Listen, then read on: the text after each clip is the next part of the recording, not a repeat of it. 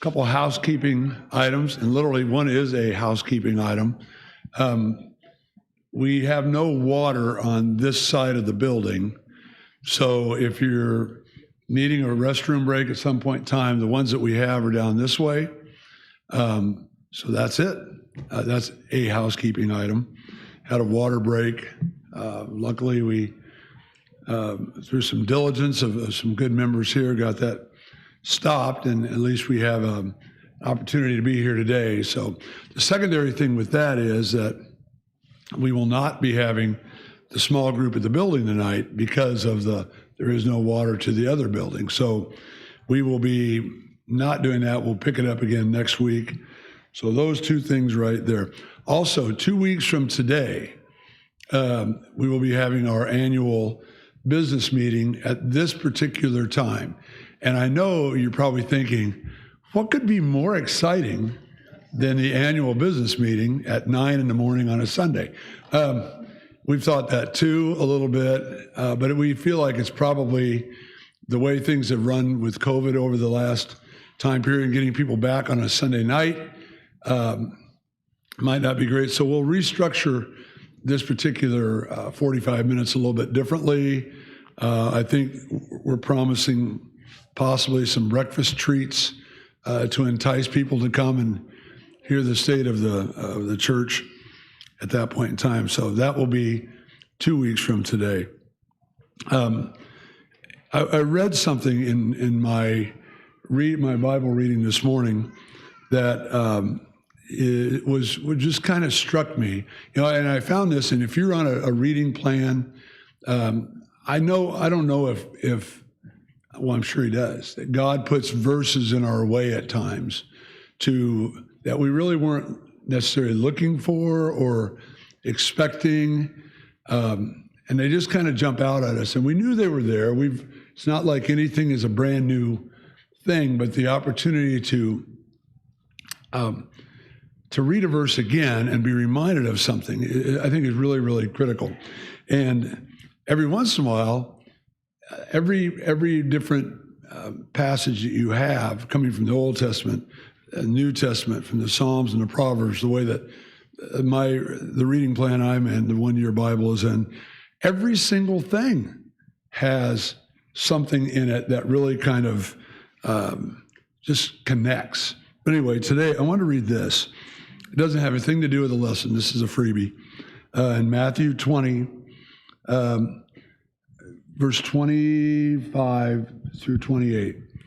Jesus called them together and said, "You know that the rulers of the Gentiles lord it over them, and their high officials exercise authority over them. Not so with you. Instead, whoever wants to become great among you must be your servant, and whoever wants to be first must be your slave, just as the Son of Man did not come to be served, but to serve, and to give his life as a ransom for many." One of the purposes of the class that we've been looking at in Rediscovering Church is looking at what does it look like? I mean, what is something that we would say is really we can't ever let go of when we come back into a relationship like maybe we were before? What's something that we would say this is a good opportunity, for a do-over, something that we could say, we've never done that well. That hasn't really worked. Let's try something a little bit different. Let's look at things a little bit differently, things of that nature. But at the heart of whatever it is, for us as a church, ought to be service. It just ought to be. It's not always easy to accomplish. And in fact, it's one of the things that we'll talk about today about gathering and the importance of gathering is the idea of how we really kind of sometimes discover the idea of service or reminded of the idea of service when we are together and we can see evidence of needing to be served. Again, this book, Michael told me that he has 2 available. So if you're interested in getting it from him, it's called Rediscover Church by Colin Hansen and Jonathan Lehman. And many of the things we're looking at are their ideas, with me throwing them out there and having us get an opportunity to spin them a little bit. We've looked at what is a church and who belongs to a church. And our class is an attempt to look at church as we kind of come out of a pandemic. And hopefully we're moving forward and saying, okay, what should this look like in the future? And it gives us the opportunity to really kind of examine what our purpose is. What should we be? How do we minister to people differently in different ways? There's lots to look at. We talked about rethinking church because of different scenarios that we've encountered that we've never faced before. Situations where maybe things that we always said, this is the way it's always been, the way it's always going to be. This is how we're best with each other. And all of a sudden our world gets turned upside down because of politics, because of disease, because of race, because of a lot of different things that maybe we either didn't really fully acknowledge or we see in a different light now. And the church is a little bit part of that. And I think one of the things that is really a good point, and I had a text conversation with Dennis Lacey this week, is that we ought to be thinking all the time about how do we look at the lessons that we get from this? What are some of the lessons that we maybe learned that we're not even looking for, that maybe would be something that God is leading us in a particular way and say, maybe you should look at it this way. I was thinking of something just over how we think about things and how we look at things. And I remember a situation about 10 years ago, and I don't remember why I was involved in it. But when we look at what church does to be effective, I saw an example of it one time. There was at Memorial Road in Oklahoma City, there was a member who I believe, if I remember this correctly, was terminal. A fairly young woman who was terminal, could no longer attend services. And so thinking outside of the box, they took services to her. They took their worship to her, and they had worship on their front lawn while she sat on the porch. And it wasn't an hour-long thing, and we didn't have 3 songs and a prayer and this, that, and the other. But it was their worship coming to her, and I thought, that's an example of maybe thinking outside of the box and thinking of a way differently than maybe we've ever done things before. We have to always be, when we're looking at the things that we're looking at, what should we always be really in tune with keeping that was good that we were doing before? And what are some things that we can say, okay, we're looking at things a little bit differently, and always be looking for the lessons that we can learn from this particular situation. Today's topic is an interesting topic, and it's called, do we really need to gather? And I realize I'm talking to people who are looking at this from a distance today. I'm not a Bette Midler. I'm not going to sing for you there, but understand when we talk about this particular topic, and we're talking about having church from a distance, live streaming, we're not in any way saying that people should ever put themselves in a dangerous situation by coming into an assembly when their health is at jeopardy with that, or if they feel unsafe about the health of that. That is never, ever the intention for that.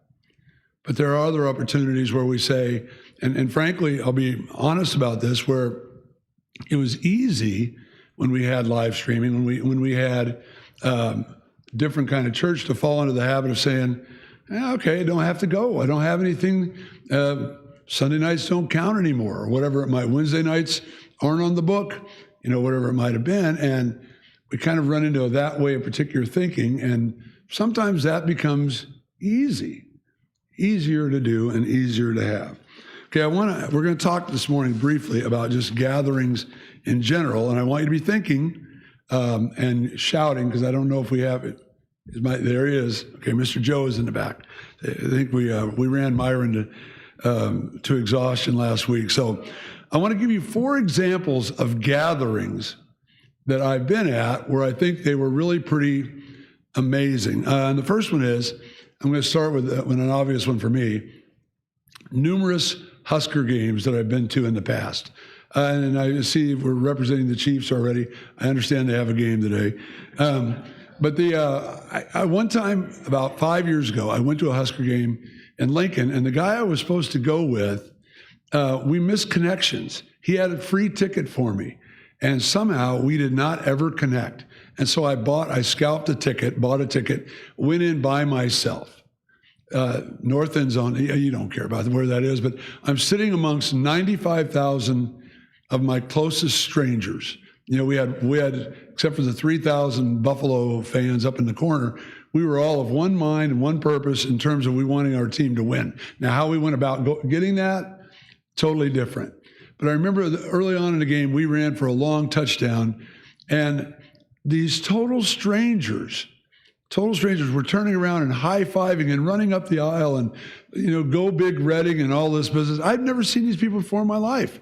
Never will see them again, probably. But we had an experience, a shared experience right there that was really, really, to me anyway, pretty powerful. Once Sally and I went to a KU basketball game. We've only been twice. I think she would go all the time if she could. I'm good with the two that I've been there. But I will say the feeling inside that arena was, to me, in one level, churchish.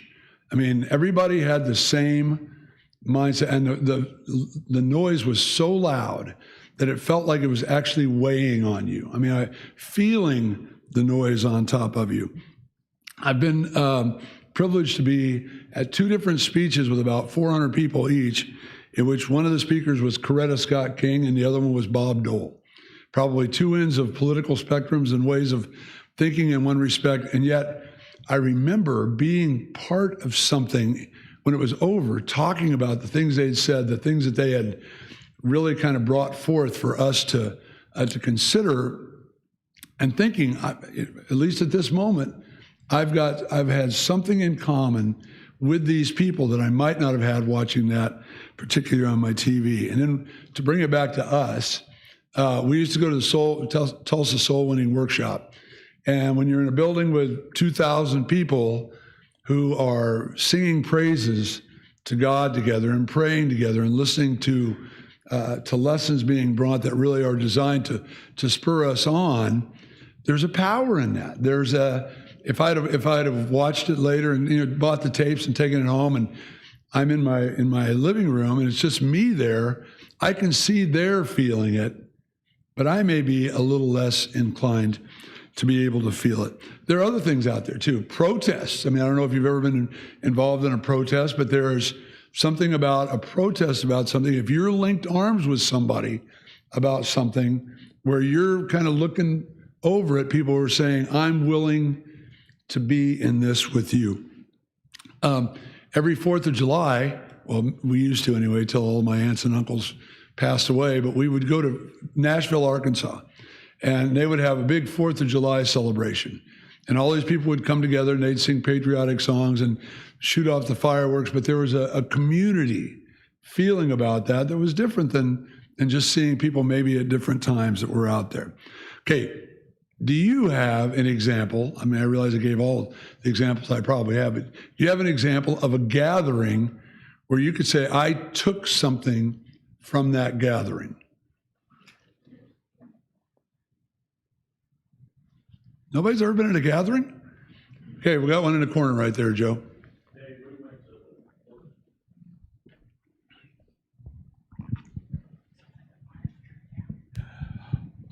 We went to the workshop also in Tulsa, and I'll never forget the one time that a cappella was singing Turn, Turn, Turn, and there was a couple there, and they were probably in their early 70s, and she was in a wheelchair, and during that song, when it talked about turn, turn, turn, he was turning her in her wheelchair, and it was so neat, and that was just cool. You felt like you were in heaven when you were there singing with that whole auditorium full. It's like we used to joke going home. It's like we've been in heaven and we have to go back home. When you saw it, yeah. I mean, that had a visual to you. I mean, you saw that happen. You felt something. I mean, probably 30 years later, you know that situation that made an imprint on you. Yep. But you had to be there to see that. Yeah. Okay. Anybody else? Other gatherings that you've been to that you would say made a difference for you? Yes, ma'am. At the Red River remember Mexico family gathering in June. They would take this, all the people that were there for the church would take the ski lift to the top of the mountain and sing songs up there. And it was just wonderful. It just went out over the valleys, and it was a wonderful experience. Yeah. And it was wonderful. Could you have done that on your own? Okay, you could have seen the same things, but the being with other people who are sharing that with you definitely enhanced that for you. Okay, Myron? I had the opportunity to go to a Promise Keepers, a couple of them, and there was two things. Of course, that many, and it was all men, and singing and the worship. It gave you goosebumps. You just couldn't believe, as far as you could look, and we're all saying. And then the other thing with it, I can't think what the reason was, but they would try and get us men all fed in a record. I mean, they had 2,600 tables or something, and they could feed us in an hour. And there was 7,000. I mean, it was moving, like what you're talking about. Sounds like not only moving, but an opportunity to kind of try out quicker fellowship food service. So that's a good thing. Go ahead. While we're going back there to Sherry, think about when we come together today, and when we're together today, the things that really kind of affect us, the smells, the touches, the looking across the room, the facial expressions, the hugs, if you're back into the hug world. I mean, those things that really kind of affect you that are associated with when we gather. Sherry? When I was in high school, we lived in Mulvane, Kansas. We used to have youth rallies at our house, and I remember just one of the instances, we had at least 300 out there, and we would have turn the lights out, and we would all sing. And out there on the hill, it was really beautiful. And I remember one year we had, my dad had put lights all over the place, and we were playing games and eating, and the York bus drove in, and it was the guys' soccer team, and somehow they'd found out about it, and so we were all singing together, and I'll never forget how each year it got a little bigger, and the singing was just really beautiful. Mm-hmm. There are those moments where you think, okay, that was something really cool or important came out of that maybe weren't even expecting. Can you think of a time? I've got a little brief story, but can you think of a time where maybe you didn't want to assemble with your brothers and sisters, not because you were anti them, but maybe you were out of sorts, maybe you were busy, maybe you were whatever it might be, and you forced yourself to go, and you spent the rest of the time thinking, I wouldn't have missed this for a world. I have a good friend, this will sound odd, I have a good friend who I haven't seen in 47 years, who I was good friends with at Harding, and her name is Ann, and she was probably the most spiritual person I knew at Harding at the time, and she was continually upbeat, continually encouraging other people. And one time, went to Wednesday night church, and I sat down by her, and she was in an uncharacteristically grouchy mood. I mean, just like anti-Ann. And I said, what's going on? She goes, it's been horrible today. Today's just been horrible. It's just awful. Everything about today stinks, which was like the last person I would ever think would say that. But she forced herself to come. She forced herself to be there. Nobody would have really known if she stayed in the dorm and did something else. And I said nothing of value to her at all whatsoever. I said, okay. And then we started worshiping, and it was the collective voices and what was being said that night and the lesson and whatever, it just washed over her. And I remember her saying, I wouldn't have missed this for the world. But she almost did, because she wasn't in the frame, or it wasn't fitting, whatever it might be. It doesn't happen every time. I mean, I'm not going to be naive enough to say every single time we gather together, it's a mountaintop experience. Sometimes it's a bad experience. Sometimes we make each other mad. Sometimes we think, why are we not getting that? But we're in a position where we can look at each other and we can hopefully talk to each other and encourage each other and see things that are happening.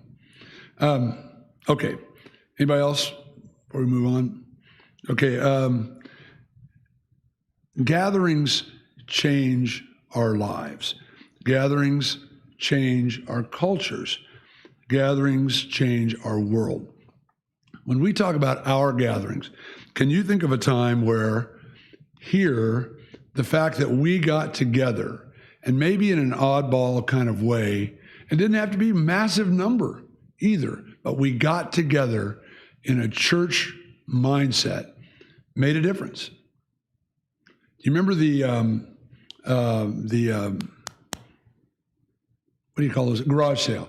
The garage sale we had several years back, and it was like, I remember it being really early in the morning, and I could be wrong with that, but I remember thinking half of the time that we were together as church that, I wouldn't have picked them to come. They probably wouldn't have picked me to come, but the fact that I saw them bumping shoulders, rubbing elbows, lifting boxes, doing whatever they were doing, had a massive effect on me. I mean, the effect of encouragement, that this matters to people, that there's something in that says, that's something I can do. And you think of another example where when we get together, and not necessarily in corporate worship per se, but when we get together as a body where we really make it right, where it becomes better than if we're not together. Peggy up here first there, Joe.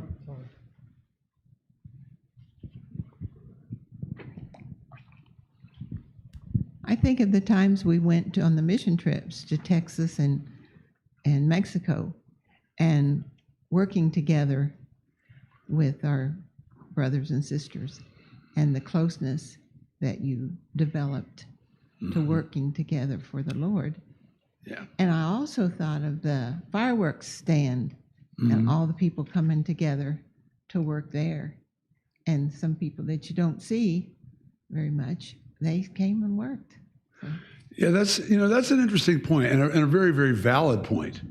And that is that, when we have gatherings, they may be an oddball-y type things like a fireworks stand, where we're not stopping halfway through and saying, by the way, we're going to have a moment of prayer, or we're going to right now take up a collection, or whatever it might be.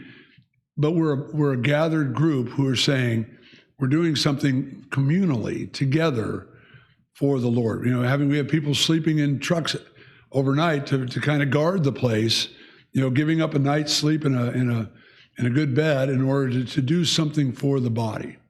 One of the things that's happened, and what we want to happen, is that as we move forward, really kind of increase the importance, remembering the importance of spending time together. And it may have to be unique. It may have to be different than what it was before. We've started this kind of a program of Wednesday night. We're calling it Wednesday Night Light or Wednesday Night Life, Michael? Light, L-I-T-E? Okay, well, the first one we had a really good attendance at. I think we were close to 100. I'm using preacher numbers there, so probably more like 70, 75, but there was a ton of people there, and it was awesome. Well, the next one, the weather was cold. We had another breakout of Omicron. We're a little bit more on edge about that, and our numbers were quite a bit less. But yet, even in that gathering, there was a specialness of it all that said, I benefited from that, and I got an evidence this morning. This is a little bracelet. You can't see it from here. Made by the little, Oh, good night. Okay, I said that it's right here. I bought it for $2. It's got my granddaughter's going to get this as a present. Anyway, we were talking. I was at this table with 6 people, 5 women and me.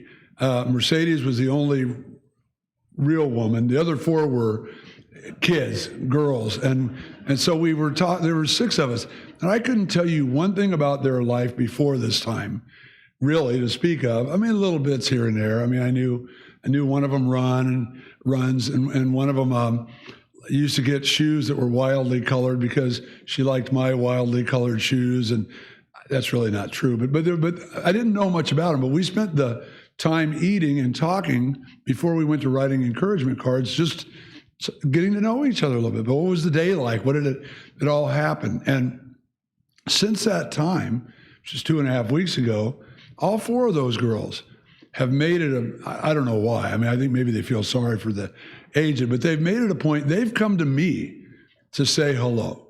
One of them wrote me a card and said, "Thanks for sitting at our table." I was stunned at that. I mean, I'm used to getting some cards. I'm not used to getting cards from 9th graders or 7th graders who say, "Thanks for taking the time to do that." I didn't do anything, but I was the one who ended up winning from that because I've got 4 new acquaintances that I can, as we talk about when we're up here with baby blessings, that part of our job as being here as a body is being the help, the encouragement as young Christians live their lives to see maybe what that looks like, what it should be like, and being effective with that. It was thrown at me, and there's my possibility right there. There is something I can do with that. So these things don't always come in the same shape and form. Now, you may leave today and say, today was nothing special, but it kind of was. I remember I was trying to think of good examples of when we have comeback moments, and we had them here when we started coming back from COVID, but they were by bits and spurts. And, we'd come back a little bit here, and we'd have the most interesting organized auditorium ever, 6 chairs here, 2 chairs there, or whatever, just to get to that point where we could assemble again together. But to me, a better example for me was after Zooming with our kids at school in March, April, and May of 2020, and then not seeing those kids over the summer unless they happen to have come out for tennis or whatever, and then see them again in the fall. I mean, it was like a little bit of church, because I'd missed them. I'd missed seeing them. I'd missed hearing their voices. I mean, I heard them on screen, but that wasn't the same. And it wasn't, to me anyway, it wasn't really, I really couldn't encourage them. I really couldn't see their hurts and their pains and their excitements and their joys. There's just something that really came out of that was better when we were able to be together. Okay, I want to real quickly read Hebrews 10, 24 through 27. So if you'll turn there.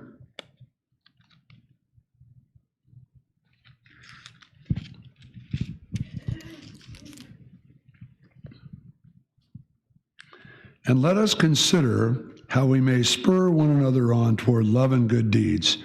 Let us not give up meeting together as some are in the habit of doing, but let us encourage one another, and all the time more as you see the day approaching. That's pretty amazing. Can we do good things? Can we do things one-on-one? Yes, we can. And many of you have done those. I mean, during the pandemic, you were card writers, you were callers, you were dropping meals off type of thing, which had to be one-on-one.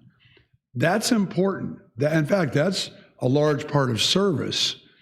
But there's something that comes about, and I've said this often, one of the benefits of standing in front occasionally of the body is seeing the people and knowing that somebody's back. I mean, somebody's been real sick and they're back.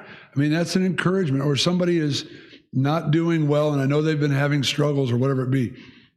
It gives us the opportunity when we see each other, when we're with each other, to be reminded of each other.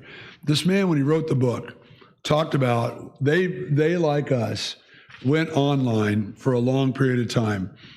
And he said, I made it my goal when we were online to keep up with he happened to be an elder in his church, to keep up with the flock at our church. And he said, and I think I did a decent enough job. He said it was my job to do that. I wanted to do that. But there was something when somebody was out of sight or out of my mind or without being able to see them, that I could go days without thinking about people, days without, being encouraged or moved or whatever it might be by being in a situation with those particular people. And he said, and try as I might, and he was, I think really pretty honest about this. He said, I found people falling through the cracks in my mind. I mean, think about that for a little bit. We have that happen with us. I mean, I do. I haven't even thought about that. I had a deal, Scott will maybe appreciate this, and maybe I said it before, but I repeat a lot of stuff. There was about a year ago, I was thinking in one of my classes, it was mid-March, and I thought to myself, I haven't seen that particular kid all year long, who is an 8th grader now. I'd had him as 7th graders. And so I asked one of the kids, and 8th grader, I said, hey, where is so-and-so? And they go, oh, he didn't come back this year. It was 7 months later. 7 months later, and I had not seen that kid's face, and that was the first time I was remembering that he used to be part of us. And it wasn't a big deal. I mean, he went away because he wanted to go away. It wasn't quite the same thing as if that same thing had happened here. And I said, hey, where is so-and-so? They went away 7 months ago. They went somewhere else, or we don't know what's going on. Even worse, we don't know what's going on with them. That is a tough deal if we really can't connect as effectively as we ought to do, as we ought to be able to do. How do we stir each other's lives up to love and good works when we're together? Let's just take today as a scenario. We're here now. You're here now. You're going to leave in an hour and a half, unless you're those people who stay for 30 minutes of talking afterwards, which, by the way, fits right into this a little bit. How, when you're here, is it possible for you to stir somebody up and encourage somebody by your presence here? Give me some examples. None? Okay, I'll give you one. Hey, I'll listen to your, tell me about your recent fishing experience. Now, I may not have any love for fish. Jim, I do. But, there are times when you talk to people and say, what's going on in your life? How are you doing? How are your grandkids? How's your struggle? How's your health? What's going on with you where you turn the tables on somebody and say, what's going on with you? Or to say, I hadn't seen you for a while, so I've been praying for you. I just missed you, and I've been praying for you and want you to know that even though we maybe haven't talked, you've been in my thoughts and prayers. What else can we possibly do? Make a date to get together. Say, yes, we're going to get together and spend some time with each other. What else? Scott? Oh, okay. Sorry, I didn't mean to yell at you. She said, what she said was make a date to get together, but Scott's talking now. That's okay, June.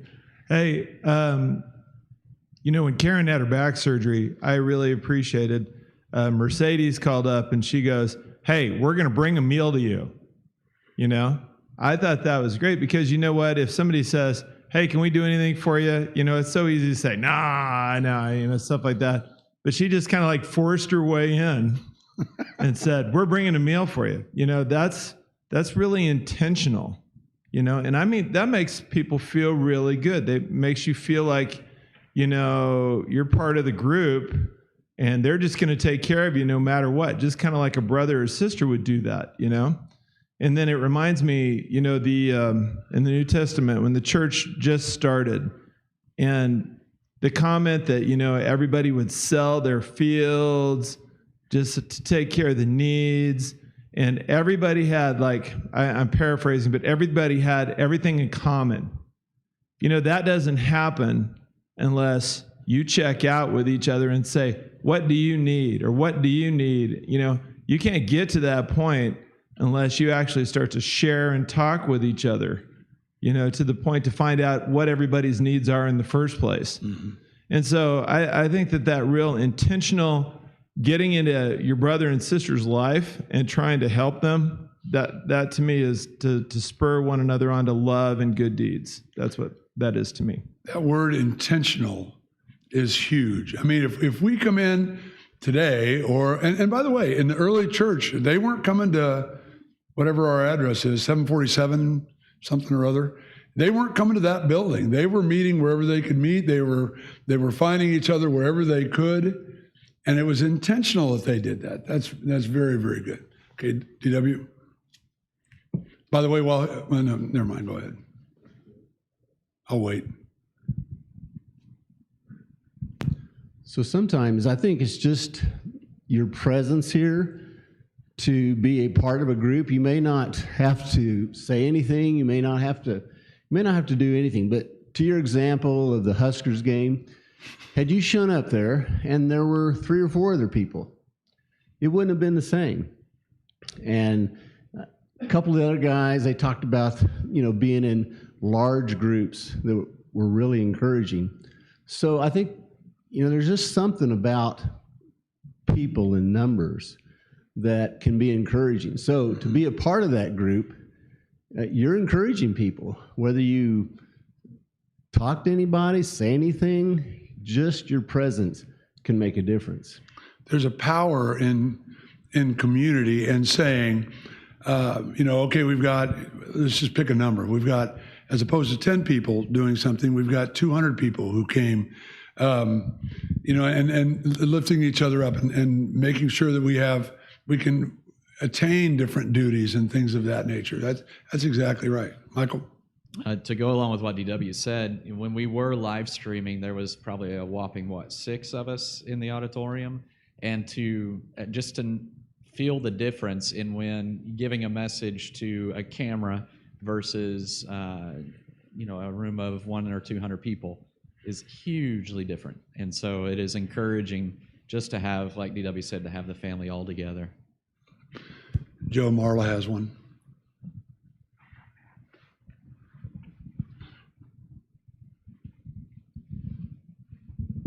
I just wanted to thank our leadership for giving opportunities, our elders, our deacons, our ministers, our staff that works on board, from the children's ministry, nursery, senior saints, memorial garden, celebrate recovery. Those things give us an opportunity to build each other up, and you didn't quit. And a lot of places, elders have resigned over this, and churches have disbanded, and I really thank our elders for following God and his leadership. Thank you. I appreciate that. She mentioned the children's ministry, and there's, when we talk about things that we can do, and spur each other on to good works, one of the probably hardest jobs that anybody's had since this has been Mercedes's job to get people to help, and with good reason. I mean, there's been health reasons. I mean, there's kids who haven't been able to be vaccinated if they wanted to be, and so there's issues there that are real issues, but fighting through all that and making that happen. I mean, if you're not spurred on to love and good works by watching some people fight through hard times like that, I mean, your skin is too thick. Scott's over here. Oh, go ahead, Dennis. Yeah, you started out the lesson. It was really strange. My day started out the same way. The Lord will plant a verse in front of you, and you planted right here with Hebrews 10, 24 and 25, forsaking not the assembly of the saints. We have a thing going on called Zoom, which I don't understand. It fills in a gap. Great. It's done a great job. But we come together. There's a thing called mob rule, okay? We are not a mob. We are a gathering of one spirit, a spirit that we glean through the Word of God, and vice versa. A mob rule has its spirit. We have our ruling spirit. And the more we come together humanly, the larger the spirit, the stronger the spirit. And this is the message I get from that. But it was just really strange you started that out like that and then brought it around like that. And I thought, yep, the good Lord does that every day. I wish I could take it, total credit for that. But there's even with what Dennis just said, as we go over to Scott here, it's still good when we disagree. If we disagree and we're there to talk about, what we can disagree about or whatever it might be. And I mentioned a couple weeks ago, I think the music slides or whatever. Well, I thought everybody loved the music slides because when we weren't together, not the music slides, the music videos that helped us sing. I thought, man, everybody's going to be loving this like me, until we got together and heard some voices and found out I was kind of the lone wolf in the wilderness that loved them a lot versus everybody else who really didn't love them. But when we had that exchange, when we had that dialogue, that makes a big difference. Scott? Well, hey, I love the music slides too. I was sad about seeing them gone. But, one thing what DW said I think is so true. Just being there is service, being a number. I love it when people come to funerals, because what they're doing is their presence is basically comforting the family. And I think that's important. Another thing too, I think, I love it when our ladies, they put on showers, like Tiffany, I saw in the bulletin, putting on a shower for the rutabagas to help them to try and replace the stuff that was lost in their fire. I love that. And so I think when people go to those things, that's a sense of community where you're supporting the person that's trying to do something, but you're also, that's service to the Lord. And, we have trouble, I think, passing on the baton. So, part of spurring one another on to love and good deeds is to help the younger people be able to take the reins because, in 20 years, they are the whole church, So trying to get younger people to basically say, hey, let me take over for you where you're starting, and we'll keep this going because it's worthy. It's a good thing. And I think that's a good way to spur one another on to love and good deeds as well. Okay. There's he ended his chapter talking about a really interesting idea in which he called churches embassies of heaven. What does that mean to you? If you heard the phrase, a church is an embassy of heaven, what do you think he's trying to say with that phrase? Paul? It's the same place we go. Okay, yeah. It's not, it's just like the country thing. It's not the whole country, but it's a taste of it. It's every year when we go to DC and I take our kids there and we go down Embassy Row and I tell them, okay, you see these buildings, the Embassy of Colombia or the Embassy of Venezuela. That's actually Colombia and Venezuela. I know it just boggles their mind. Oh, no, it's in the United. No, it's theirs. It's their place. It's a little bit of Bogota. It's throwing off my world geography ability.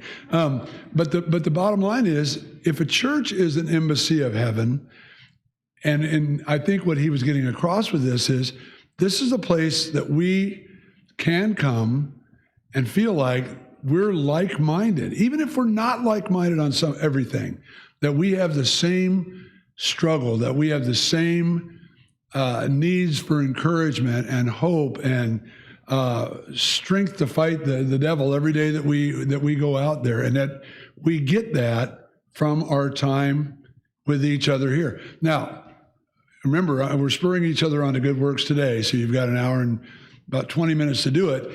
You may not like what happens when you have the conversation with somebody. You may want to hear somebody say, when you say to them, hey, how you doing? And you want to hear, hey, I'm great. And they may say, I stink. My life is rough right now. And then when you've done that, what you've done is you've opened the door to say, okay, what can I do right here? But isn't that what that verse really talked about at the beginning? That we can encourage each other, that we can lift each other up, even when it isn't always easy to do so. Hey, thanks for your comments. You did great. We'll talk next week. And then after that, remember, 2 weeks, write this on your, I would love it if 3 weeks? 3 weeks? Okay. I would love it. So we're actually alerting you a week before the state makes us. But in 3 weeks, when we have our business meeting, I would love it if we pack the room to hear the wonders and joys of the annual State of Kansas Church of Christ business.